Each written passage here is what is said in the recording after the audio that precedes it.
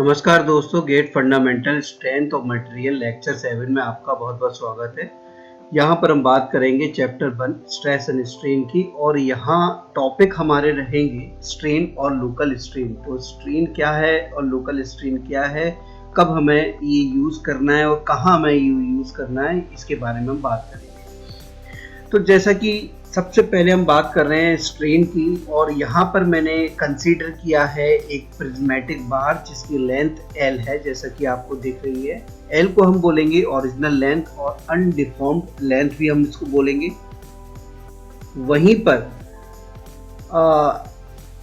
After applying force F, यानी F हमारा ये एक्सटर्नल फोर्स होगा, और यहाँ पर जो ऑब्जर्व की गई जो इलोंगेशन थी जिसको हमने रिप्रेजेंट किया है डेल्टा L से, तो डेल्टा L हो जाएगा इलोंगेशन और चेंज इन लेंथ। एक बात ध्यान रखिएगा कि जो इलोंगेशन है उसका कंपैरिजन अगर हम लेंथ से कराएं तो इलोंगेशन बहुत ही स्मॉलर इन वैल्यू रहेगी, तो इसलिए मैंने इसको लिख दिया delta L is very less than L।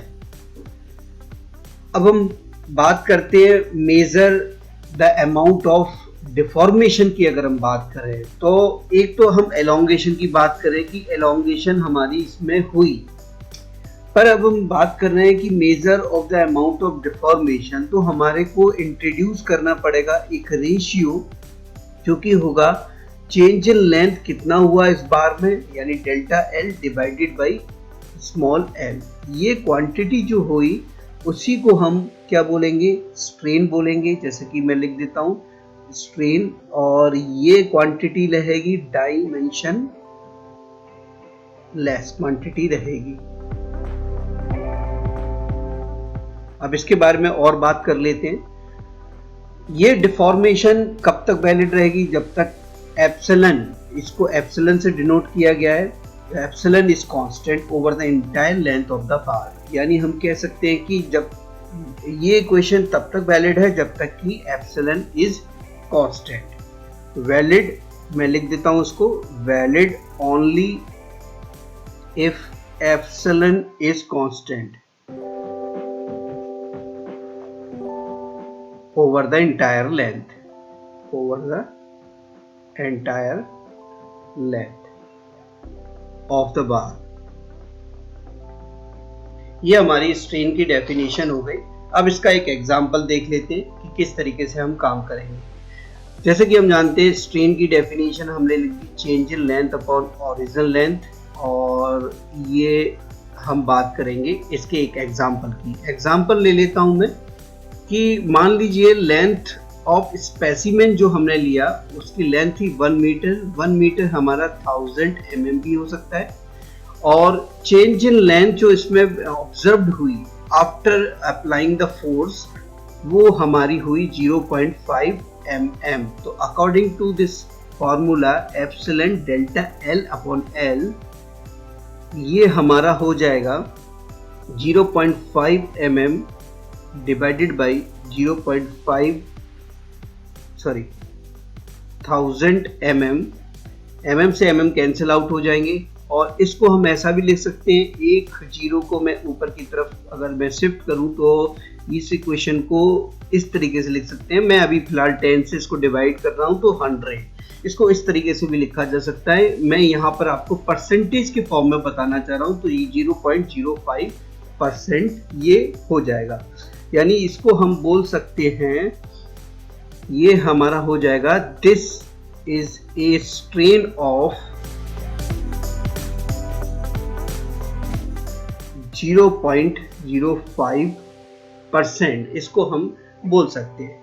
वहीं पर अगर मैं इसकी बात करूं 0.5 डिवाइडेड बाई 1000 mm, तो स्ट्रेन हमारा यहाँ पर आ जाएगा 0.5 इंटू 10⁻³ और ये डायमेंशन लेस क्वांटिटी रहेगा। नोट करने वाली बात यह है कि इफ द बार इलोंगेट, अगर बार गेट्स लॉन्गर हो रहा है, यानी हम कह सकते हैं कि बार अगर बढ़ रहा है, उसका चेंज इन लेंथ इंक्रीज हो रही है, ठीक है, मैं लिख ही देता हूं sir, if bar gets longer then we will say strain is positive. Strain कैसा रहेगा? पॉजिटिव, जिसको हम बोलेंगे टेंसाइल स्ट्रेन। टेंसाइल फोर्स लगने के कारण ही ऐसा होगा। और similarly it is negative in the case of a shortening of the bar।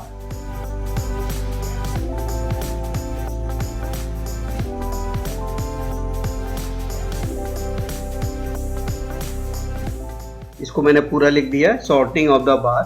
तो हम ये कह सकते हैं delta L is very less than L, और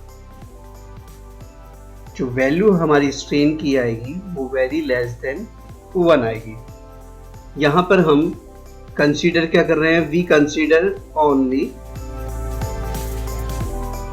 स्मॉल डिफॉर्मेशन। ध्यान रखिएगा, small deformation. Strength of material में चेंज इन लेंथ पर भी काफी क्वेश्चंस आए हुए हैं गेट एग्जाम में, वो हम बाद में डिस्कस करेंगे। अभी आगे चलते हैं। अब हम बात करेंगे लोकल स्ट्रेन की। अब यहां पर if the cross section area is not constant, मैं यहां पर लिख देता हूं if cross sectional area is not constant. अगर क्रॉस सेक्शनल एरिया कांस्टेंट नहीं है और if the bar is subjected to various force acting along its axis, इसी एक्सिस पे वेरियस फोर्सेस के द्वारा ये एक्ट कर रही है, then the strain may depend on location। तब लोकेशन पे डिपेंड करेगी स्ट्रेन। तो हम यहाँ पर कंसेप्ट यूज करेंगे, use local strain. Local strain का कंसेप्ट यूज करेंगे। अब ये लोकल स्ट्रेन क्या होती है ये हम देखें, ठीक है। सबसे पहले आप देख रहे हैं अनडिफॉर्म बार। जैसे कि आप देख रहे हैं, मैं एक बार पर x डिस्टेंस पर मैंने एक एलिमेंट कंसीडर किया जो कि dx था। dx हमारी इनडिफॉर्म्ड डिफरेंशियल लेंथ है, ठीक है। यहां पर मैंने 2 पॉइंट लिए, ये 2 पॉइंट मैंने कंसीडर किए। पहला पॉइंट यहां पर मैंने मार्क कर दिया, दूसरा पॉइंट मैंने यहां पर मार्क कर दिया। अभी इसकी लेंथ dx है और जैसा कि एलोंगेशन के कारण ये पॉइंट मूव किया u डिस्प्लेसमेंट के साथ, और जबकि ये सेकंड पॉइंट जो हमारा है वो मूव करेगा u प्लस एक स्मॉल डिफरेंशियल एलिमेंट के साथ du के साथ, ठीक है। तो दोनों के डिफॉर्मेशन आपको दिख रहे हैं यहाँ पर। तो जो ओवरऑल डिफॉर्मेशन हुआ dx का, जो इलोंगेशन आई वो हो जाएगी हमारी dx प्लस ये जो डिस्टेंस ट्रेवल किया माइनस दिस डिस्टेंस ट्रेवल। तो हम कह सकते हैं dx plus u plus du minus u। अब हम यहाँ पर बात करते हैं लेंथ ऑफ इलोंगेटेड एलिमेंट की। अगर हम बात करें तो मैं लिख देता हूं उधर लेंथ ऑफ elongated एलिमेंट। यहां पर मैं बात कर रहा हूं इस एलिमेंट की लेंथ की, तो ये हमारी हो जाएगी dx, जो कि लेंथ इसकी बिफोर elongation थी जब ये अनडिफॉर्म्ड था। डिफॉर्म्ड अगर हुआ तो यहां पर जो चेंजेस हुए, पहले पॉइंट पे u चेंज हुआ और दूसरे पॉइंट पे u प्लस du चेंज हुआ, तो ये हमारी elongation हमारी हो जाएगी u plus du minus u, और ये कह सकते हैं dx प्लस du। अब हम बात करेंगे इस dx के बारे में, जो कि हमने एक लेंथ अनडिफॉर्म्ड स्टेट में कंसीडर करी है। तो dx हमारा हो जाएगा, लेंथ हमारा हो जाएगा, लेकिन ये लेंथ है हमारी अनडिफॉर्म्ड स्टेट के लिए, जैसे कि मैं आपके स्क्रीन के सामने लिख रहा हूं। और यहां पर u की बात करूं तो ये हो जाएगा if the bar elongate the cross section undergo displacement in the x direction. मैं बात कर रहा हूं इधर displacement in the x direction. x direction में क्या डिस्प्लेसमेंट होगा ये मैंने बात कर दिया। तो अब मैं इस पर्टिकुलर पॉइंट पर x पर लोकल स्ट्रेन को अगर मैं डिफाइन करना चाहूंगा तो local strain can be defined as the ratio between elongation and the undeformed length of the element. तो elongation हमारी कितनी हुई, du elongation हुई, और अनडिफॉर्म्ड हमारा लेंथ कितनी थी, ये dx थी। तो यहाँ पर भी मैं मार्क कर देता हूँ, ये हमारी अनडिफॉर्म्ड लेंथ है और सिमिलरली ये हमारी elongation है।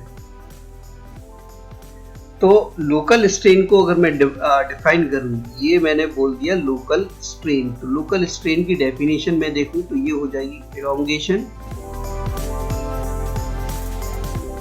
Divided by undeformed length of the element, अनडिफॉर्म्ड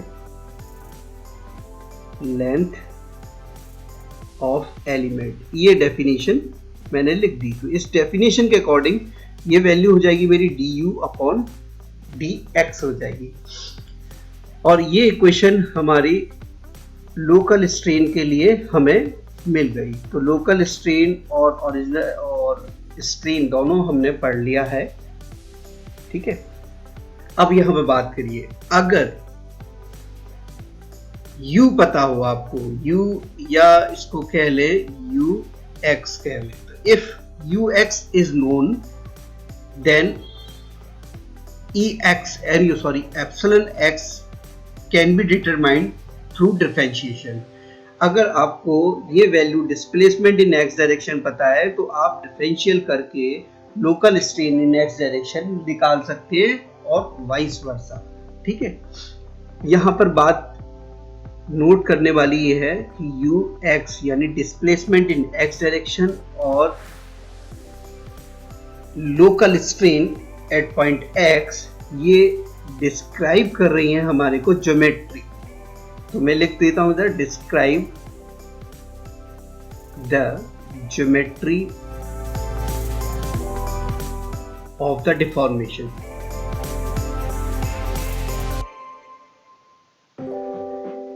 Therefore,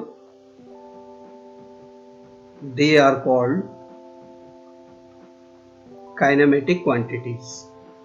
इसीलिए इन्हें kinematic quantities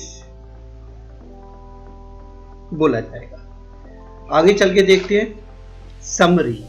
अब मैं आपके सामने यहाँ पर समरी लिख देता हूँ, जिससे आपको ये स्ट्रेन और लोकल स्ट्रेन का कंसेप्ट इजीली आपको समझ में आ जाएगा। ये एक्सप्लेनेशन था, अब मैं आपको समरी बता रहा हूँ।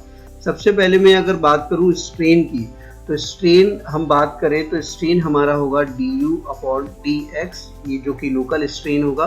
स्ट्रेन हमेशा बहुत ही छोटा होगा 1 से, और यहाँ पर मैं बात करूँ u की, तो u is the displacement of A cross section, of A cross section. Cross section का जो डिस्प्लेसमेंट होगा उसको हमने u से डिनोट किया है। और यहाँ पर हम बात करते हैं स्पेशल केस की, तो special case of uniform strain. और जैसे कि हम पहले ही डिस्कस कर चुके हैं कि अगर स्ट्रेन हमारा यूनिफॉर्म है तो हम स्ट्रेन की फॉर्मूला यूज करेंगे change in length upon original length. ये फॉर्मूले हमारे 2 यूज होंगे, ये ही हमें ध्यान रखना है। अब मैं आपको बता देता हूँ कि ये फॉर्मूला हमारा स्ट्रेंथ ऑफ मटेरियल में यूज हो जाएगा, और ये फॉर्मूला आपको दिखेगा फ्लूइड मैकेनिक्स में दिख सकता है, स्ट्रेंथ ऑफ मटेरियल में दिख सकता है, और हो सकता है आपको मैथमेटिक्स में ये फॉर्मूला आपको दिख जाए, ठीक है।